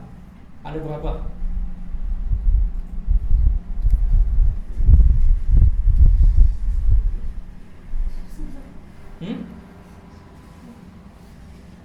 Semua aku salah cita ada berapa? 12. Ada 12. Yang serakah 8. Yang kebencian atau kemarahan ada 2. Dan sisanya ada 2, ya kan? Makanya 12. Yang Mbak tanya, yang dapat bersekutu dengan kesadaran kebodohan ada berapa?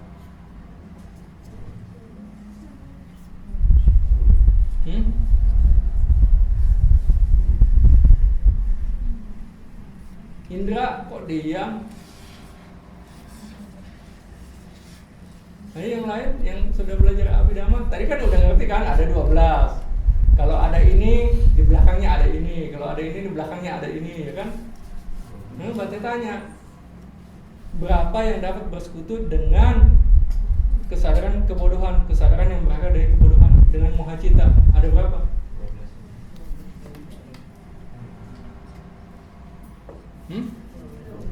12. Yang lain?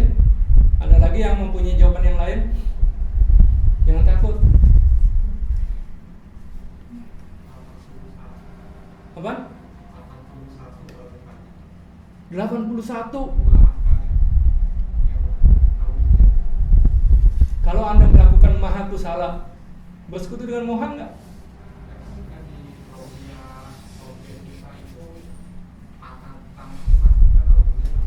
Iya, akarnya boleh, tapi bersekutu enggak?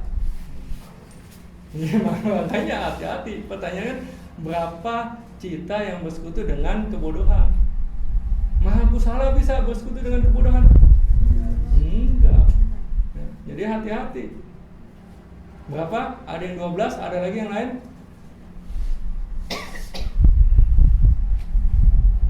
Indra berapa? Hah? Evi? 12. Hah? 12. Nia? 12 juga. Dia bersekutu dengan dirinya sendiri. Dulu berarti Main 10 aja. 12 gram 2 kan? Emang moha bisa bersekutu dengan dosa? Hah? Didampingi. Didampingi berarti bersekutu tidak? Berasosiasi. Belum tentu kan? Nih, kan ada perkataan cita munculnya hanya satu kejadian atau fenomena, hanya satu fenomena tiap satu saat kan? Nggak bisa muncul bersamaan kan? Kalau Anda ngerti proses pikiran cita witi, kan ada 17 tuh. Yang pertama muncul, kemudian tenggelam, yang kedua muncul kan? Apa bisa muncul 17 sama-sama? Nggak bisa kan? Kalau moha atau aku salah cita adanya di mana? Di bagian mana? Dari 17 itu di bagian kelompok mana munculnya? Di jawana. Ya. Kalau muncul di jawana ke-1, bisa berapa cita itu? Di jawana ke-1. Bisa moha muncul, bisa loba muncul, bisa dosa muncul sama-sama di situ. Jadi kalau moha muncul, ya moha doang yang muncul, nggak bisa bersekutu dengan yang lain. Kalau loba doang yang muncul, ya nggak? Yang bisa bersekutu itu apa? Cetasikanya, bukan citanya. Ya nggak? Lihat, Anda tadi ngedengerin pakai sati nggak? Hah? Anda ngedengerin pakai sati kan? Bayangin, ya. Nih, ini tujuannya apa? Agar Anda tersadar bahwa, ya, kan banyak nih ngajarin, yang penting sadar, ya kan? Meditasi itu yang penting sadar, nggak cukup. Tadi Anda kan sadar kan, ngedengerin kan? Pakai sati, pakai pikiran Mahakusala, ngomongin Mahakusala, ya kan? Bahkan begitu aja nangkepnya salah. Cita mana bisa bersekutu dengan cita? Cita bersekutu dengan cetasika, ya kan? Nangkep begitu aja salah. Apalagi mau ngeliat anicca dukkha anatta. Salah. Ya, jadi nggak cukup cuma sadar, tahu, nggak cukup. Harus dalam satinya, konsentrasinya harus dalam, harus kuat. Ya, ingat ini. Jadi untuk meditasi, konsentrasi dan sati harus kuat. Kalau nggak bakal bisa melihat anicca dukkha anatta. Nggak bisa nyantai-nyantai jadinya. Ya, asal-asalan aja. Yang penting sadar. Anda makan sadar kan? Tangan kanan diangkat, ya kan? Masukin, ya kan? Sadar kan? Tentu saja lobanya jalan, ya kan? Oh enak nih, besok mau nambah lagi ya, atau besok beli lagi, ya kan? Itu dia, ya.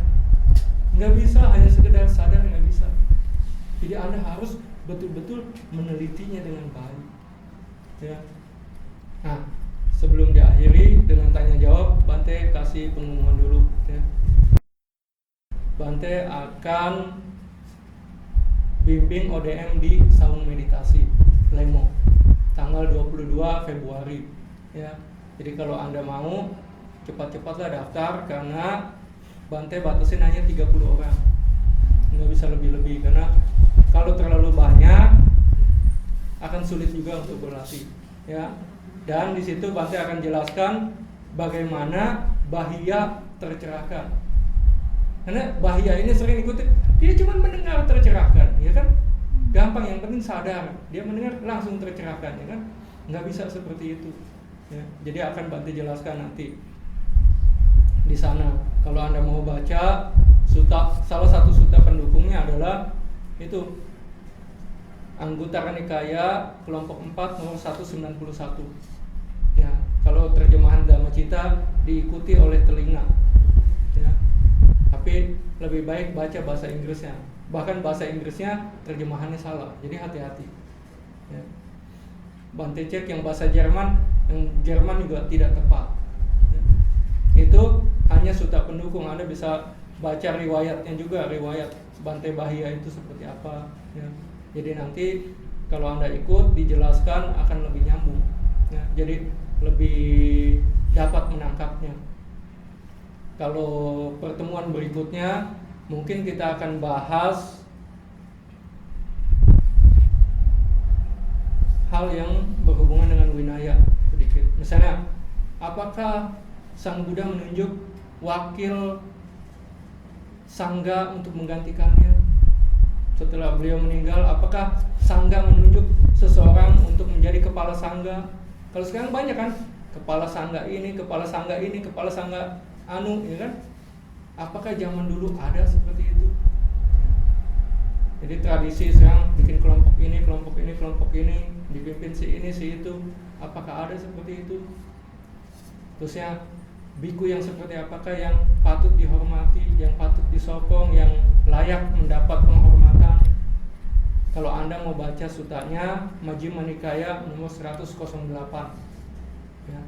Anda bisa baca itu salah satunya. Ada juga Samyutta Nikaya, ada juga di di Winaya nanti Bante jelaskan, mungkin enggak semuanya secara detail, secara garis besar, dan mungkin ada penjelasan tentang dana juga ya. Karena dana walaupun pahalanya kecil cukup penting, karena sekarang banyak yang cuma dana dan sila. Bante ngajarin bukan untuk semakin rajin berdana, bukan itu, tapi harus mengetahui bahwa dana itu tidak cukup ya. Kalau mau jadi dewa harus dana luar biasa dan silanya luar biasa, ingat itu. Dananya luar biasa dan silanya luar biasa baru jadi dewa ya. Itu ada sutanya, nanti kita bahas. Sekarang kalau ada yang ingin bertanya silakan bertanya.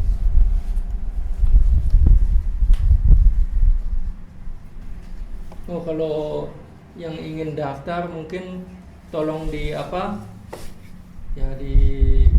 difasilitasi lah.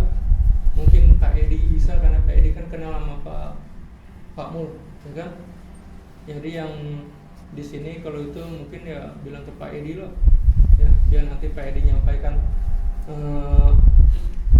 Tolong Pak Edi ingat ya, kalau bisa sampaikan ke Pak Mul juga diingatkan bahwa jangan sampai lebih dari 30, karena Bante sudah mengingatkan dia itu. Karena tujuannya kan beda. Kalau dia ingin sebanyak-banyaknya umat datang ke sana, ya kan? Kalau Bante enggak seperti itu. Bante ingin umat yang betul-betul berlatih dhamma mendapatkan dhamma di sana. Ya. Dan Bante, karena Anda meminta dan Bante tahu Anda juga banyak yang serius, ya. Jadi Bante fasilitasi. Mungkin harusnya sih belum diumumin sama Pak Mul, karena Bante minta jangan diumumin dulu sebelum Bante kasih tahu teman-teman yang ada di sini, ya. Jadi Anda mendapat prioritas, tapi ya harus hati-hati karena cuma 30 orang, ya. Jadi harus cepat-cepat. Angel usianya berapa? 19. Ya udah, ekstra lah. Tadinya Bante mau tambahin minimal 18 tahun. Mau ikut nggak? Mau. Oh, kalau mau ikut Bante nggak tambahin itu syaratnya.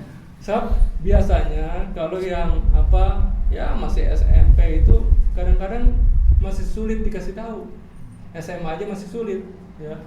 Tapi Bante pernah lihat Angel sungguh-sungguh ya, kalau emang ikut ya Bante nggak tambahin itunya, persyaratan minimal 18 tahun, ya. Tapi ingat itu pakaian ya, itu nanti ada di internetnya juga, harusnya dipasang. Bante sudah ngasih tahu di ke Pak Mul persyaratan. Silakan yang ingin bertanya silakan bertanya, bebas.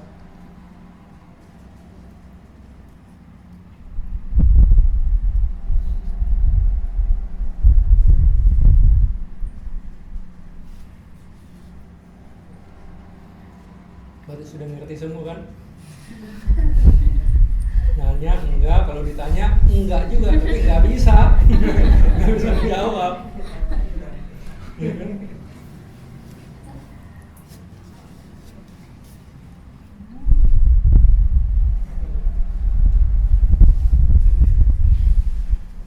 Biar kencang, biar yang lain bisa mendengar juga.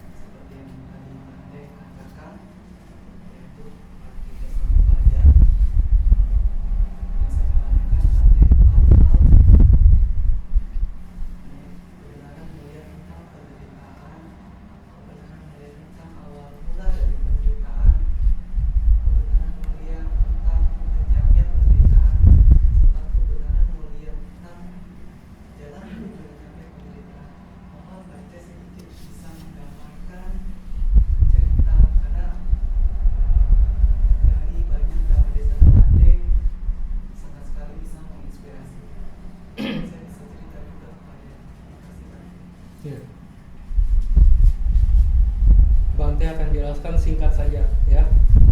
Nah, untuk Abhidhamma Bante sarankan kalau kamu mau tahu, baca tulisan Bante, artikel buku Abhidhamma, dasar-dasar Abhidhamma. Di situ dijelaskan citasika,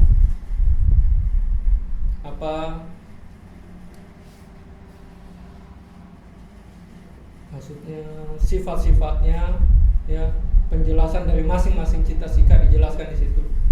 Hubungannya dengan cita itu bagaimana dijelaskan dan dicampur cerita, dicampur dengan yang ada di sutta. Jadi mudah-mudahan lebih gampang ditangkap. 4 kesunyataan mulia. Kebenaran yang pertama adalah kebenaran tentang penderitaan. Kebenaran ini harus kita mengerti, harus kita pahami. Sebelum kita mengerti, kita nggak bakal bisa jalan dalam dhamma ini. Kenapa? Kita pikir hidup ini bahagia. Selama kita pikir hidup ini bahagia, sulit masuk ke dalam dhamma. Bahkan Sang Buddha ketika beliau menjadi bodhisatta melihat bahwa hidup ini menderita, baru dia bangkit, ya kan? Jadi yang pertama, kebenaran tentang penderitaan harus dimengerti.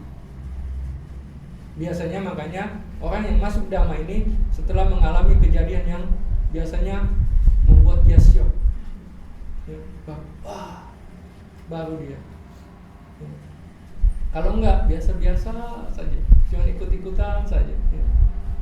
Itu singkatnya, ya. Tapi ya tambahin sedikit lah. Misalnya kelahiran adalah penderitaan, ya kan? Setelah lahir Anda tunggu usia tua, penderitaan. Kematian usia, kematian? Penderitaan. Tidak mendapatkan apa yang Anda inginkan, penderitaan, ya kan? Jadi coba renungkan itu, ya. Yang kedua, sebab dari penderitaan. Ada yang tahu pasti, ya kan? Romo, apa sebab penderitaan? Loba, dosa, moha. Betul, tapi kalau dalam 4 kesunyataan mulia, khususnya apa itu? Hah?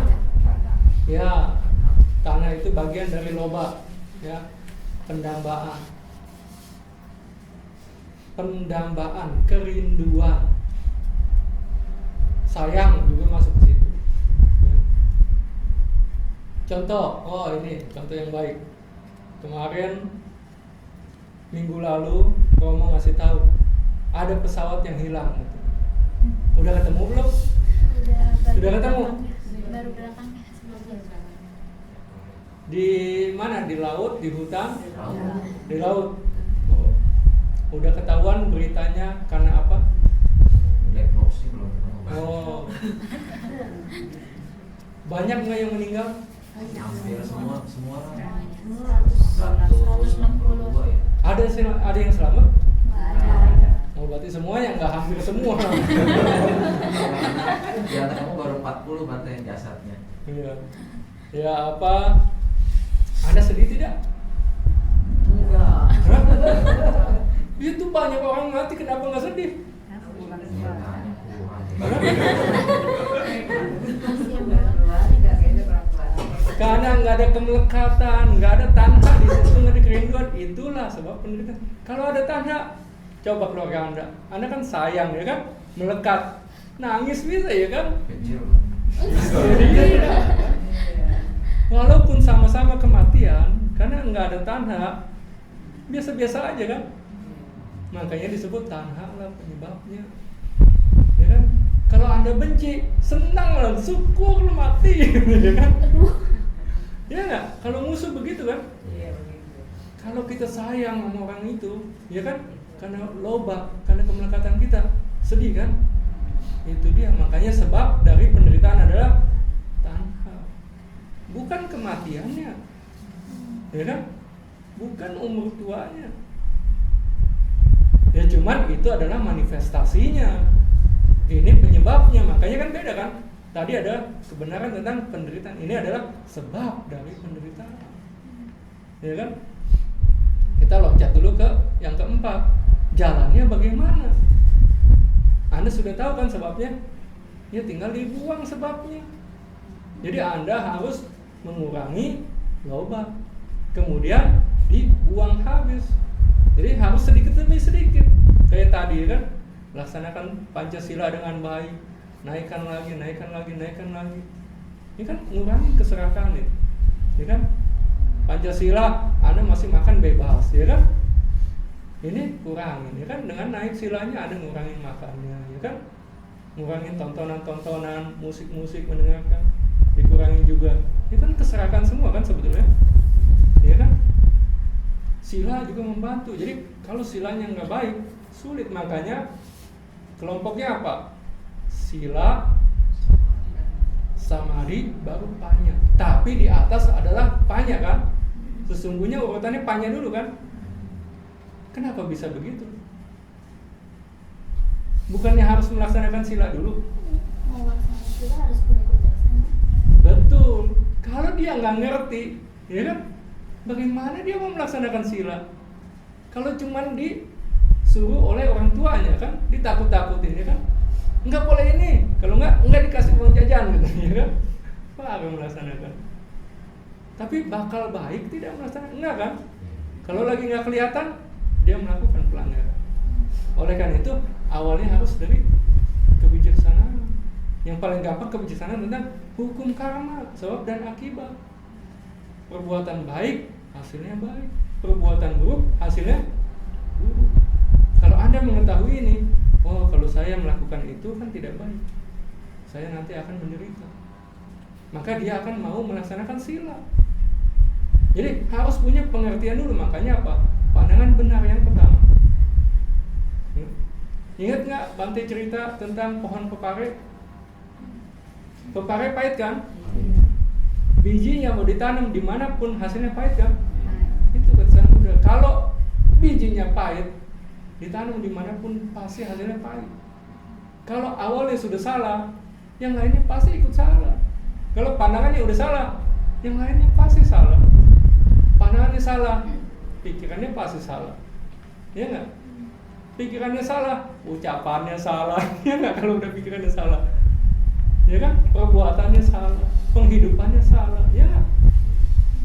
Jadi harus yang pertama pandangan. Makanya kelompok pandangan, kelompok kebijaksanaan yang pertama itu pandangan benar, baru dia bisa melaksanakan yang bawah-bawahnya. Inilah yang paling penting. Anda harus mempunyai pandangan benar dulu. Kalau pandangan yang udah salah ke sana, melihatnya yang salah, sulit menjalankan yang benar kan? Orang melihatnya salah, ya kan? Kalau Anda jalan ke sana, ya semakin salah. Ya, makanya kelompok yang pertama kebijaksanaan. Kalau Anda bisa melakukannya, yang ketiga tercapai. Ya. Jadi yang pertama harus Anda mengerti, itu pun kebijaksanaan kan? Yang pertama harus dimengerti, hidup ini penderitaan. Siapa di sini yang telah mencapai kebahagiaan? Anda selalu mencarikan dari kecil, waktu kecil, mah pengen balon, mungkin bahagia kalau dapat balon, ya kan? Mah pengen ini, mah pengen itu, ya kan? Makan ini, makan itu. Ya kan? Habis itu pengen apa? Punya boneka yang cantik, ya kan? Habis punya boneka yang cantik, pengen boneka manusia yang cantik, ya kan? Nggak mau ada boneka-boneka lagi, ya kan? Ya udah punya, tinggal aja di rumah, ya kan? Itu dia, ya. Nggak ada puas, ya kan? Anda udah dapet ini, ternyata hanya sesaat setelah itu, nyari lagi yang lain, ya kan? Itu berarti kan apa? Penderitaan. Mengapa begitu? Karena tidaklah kekal sifatnya. Kalau kekal dia senang, ya senang terus kan? Iya nggak? Nah, jadi Anda harus mengerti. Dengan mengerti, Anda akan berjuang. Bagaimana mengikisnya? Anda harus melihat penderitaan sebagai penderitaan. Kalau sekarang masih kebanyakan orang, penderitaan dikatakan bahagia, kebahagiaan, kehidupan ini kebahagiaan. Begitu dia bisa melihat anicca, dia baru bisa menyadari ini ternyata tidak kekal. Ini ternyata menimbulkan penderitaan. Yang berubah, yang tidak kekal, dia pasti menderita, membawa penderitaan. Yang tidak kekal dan membawa penderitaan pasti itu anatta, tanpa inti. Bahkan dirinya sendiri tidak bisa membuat dia tidak menderita. Ya kan? Kalau memang ada Atta di sini, ya. Attanya bisa bilang nggak? Saya nggak mau tua, saya nggak mau sakit. Bisa nggak begitu? Nggak bisa kan? Kalau ada. Iya, walaupun kalau ada Attanya, dia nggak bakal bisa. Makanya apa? Kita kan tetap tua, kita tetap sakit, tetap mati kan? Iya. Sebetulnya nggak ada, tapi kalaupun ada, tetap kok kita berubah, tetap menderita. Jadi dia sebetulnya nggak punya kuasa. Jadi anatta itu maksudnya tanpa inti atau tanpa kuasa. Ya. Jadi ingat, harus dimengerti. Ya. Setelah dimengerti, Anda baru akan mencari jalan keluarnya. Tapi Anda harus tahu sebabnya. Sebabnya tadi apa? Tanha, pendambaan, kemelekatan, kerinduan, rasa sayang. Makanya tadi pesawat jatuh, banyak yang meninggal biasa-biasa saja kan? Nggak ada tanha, nggak ada lobaknya di situ. Ya, itulah sebabnya. Jadi bukan harus kita melihat kematian, oh kematian itu menderita. Betul, itu manifestasinya, tapi bukan sebabnya. Ya. Jadi kita harus mengetahui, nah itu adalah penderitaan. Tapi inilah sebabnya. Setelah mengetahui sebabnya, baru kita akan melaksanakan jalan keluarnya. Sila, samadhi, dan panya. Sekali lagi diawali dengan pengertian, ya, berawal dari hukum karma. Jadi kalau Anda mengerti karma, Anda akan melaksanakan sila dengan baik. Silanya baik, samadhinya akan baik. Samadhinya baik, panyanya akan baik, kebijaksanaannya akan baik. Saling mendukung ini. Ya. Ingat 5 indriya? Ada yang ingat? Nomor 1 apa? Sada, keyakinan. Nomor 2?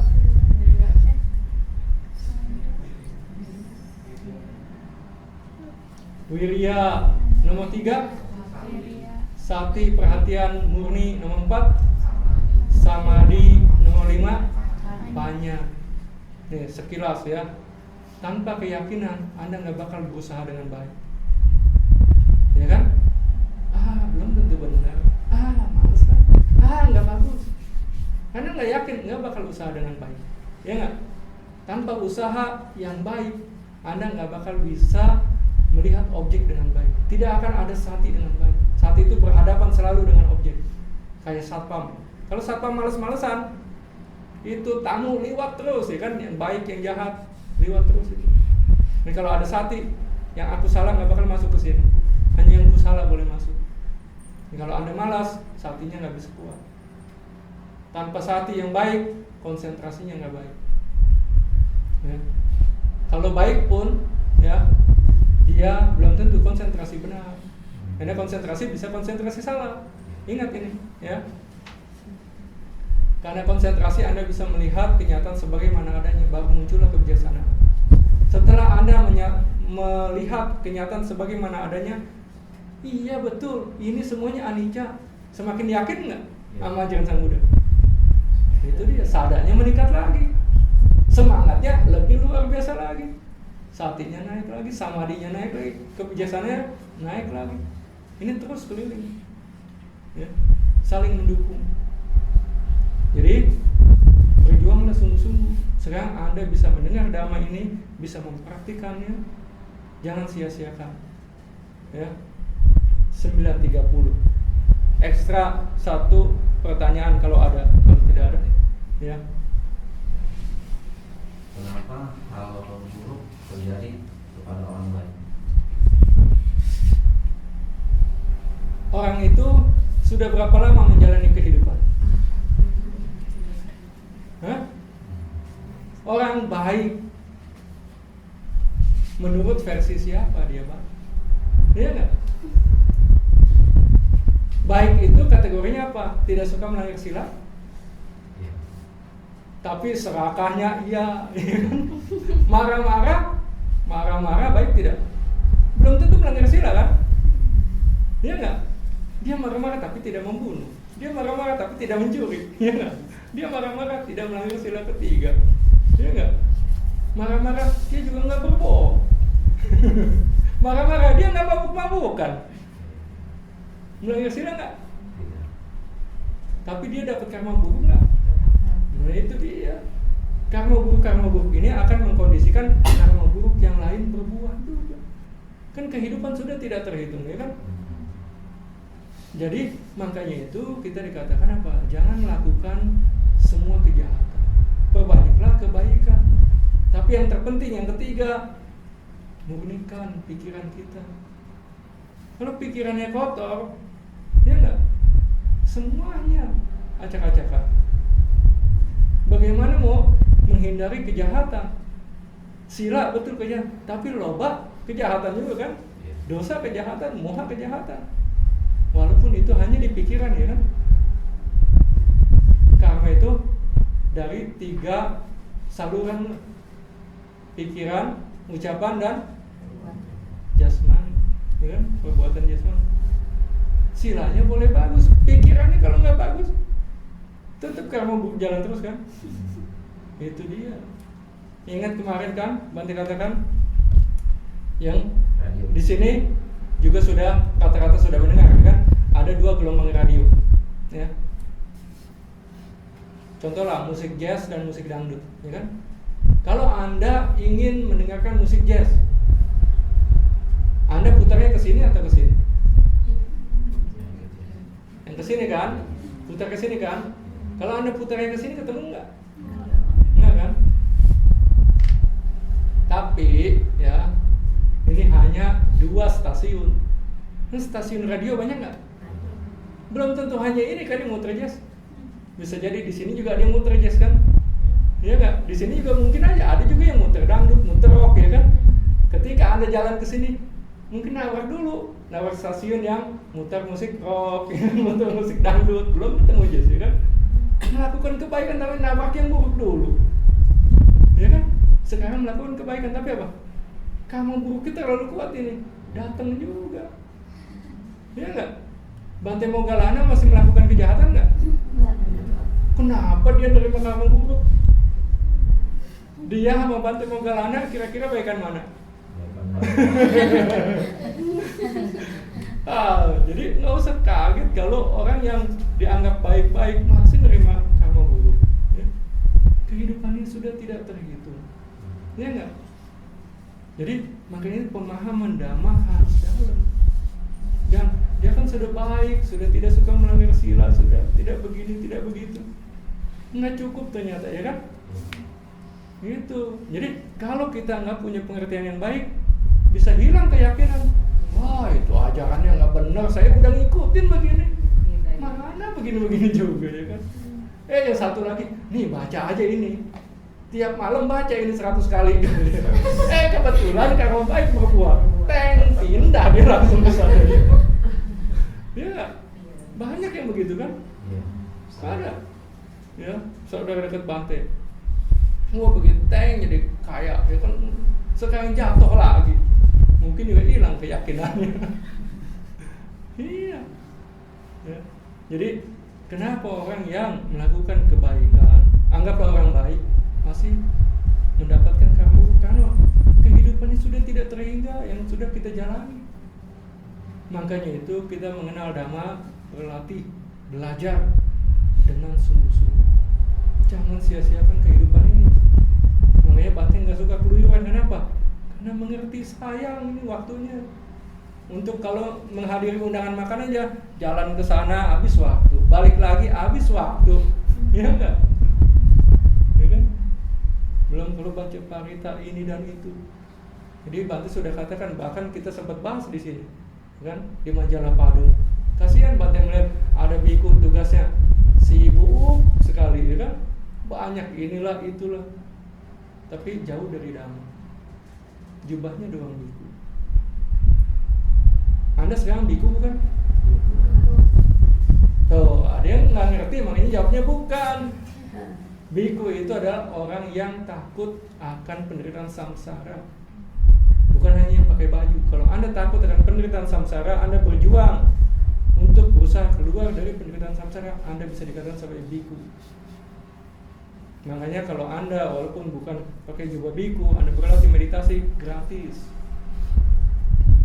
Kenapa? Anda di situ sebagai biku, orang yang berjuang melatih sila, samadhi dan panna, layak disokong karena ladang yang subur itu. Ya.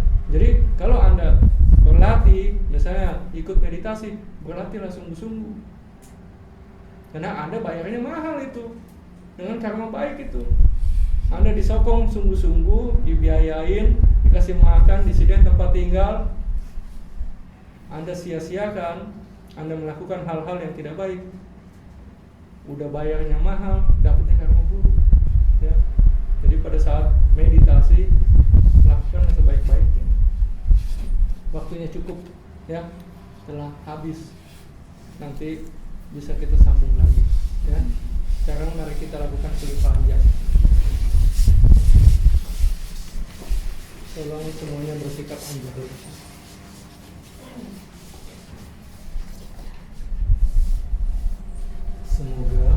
Semoga jasa kebajikan yang kami kumpulkan menjadi landasan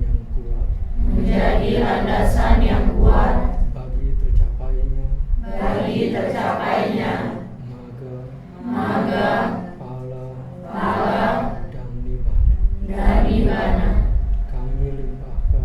Kami limpahkan semua jasa kebajikan yang kami kumpulkan kepada semua makhluk. Semoga semua makhluk dapat berbagi dan menikmati sebesar jasa kebajikan yang kami kumpulkan.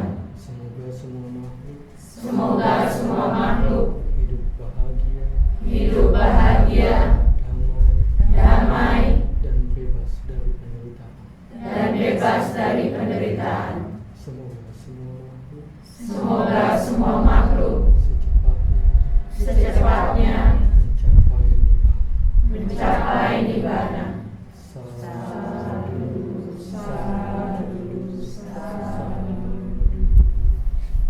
Selesai. Marilah teman-teman, sebelum kita tutup kita bernamaskara. Namaskara di bawah. Sukrikotu Dukana Jati. Semoga Anda semua bahagia.